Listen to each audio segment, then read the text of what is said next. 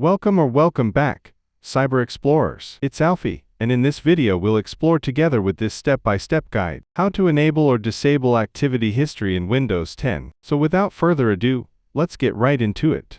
Right-click the Start menu and select Settings, or press the Windows key, +I to open Settings. Click on Privacy in the Settings menu. From there, click on Activity History. Check or uncheck the box for Store My Activity History on this device. You can also click on Clear to clear the activity history for this account.